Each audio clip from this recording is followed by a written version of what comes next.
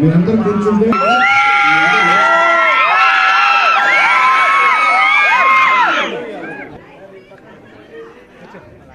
and thank you for making Nindupuri so special.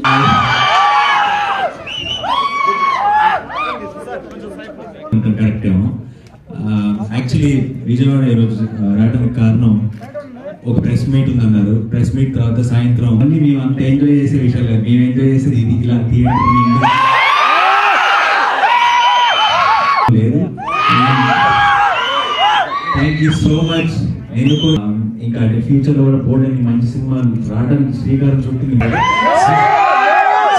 So వీడు ఎక్కువసేపు మీకు బోర్ కొట్టించాడు, వాడు వచ్చేస్తాడు, ఉమా వచ్చేస్తాడు. Thank you so much.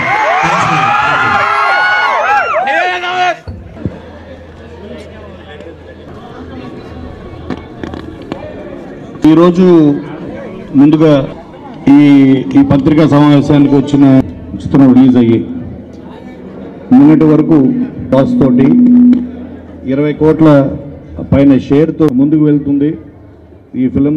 దానికి కారణం మేము ప్రేక్షకులకి, ఆడియన్స్కి ఈరోజు సాయంత్రం మేము బ్లాక్ బస్టర్ సెలబ్రేషన్స్ ద్వారా వాళ్ళకి థ్యాంక్స్ చెప్పడానికి వచ్చాము విజయవాడకి.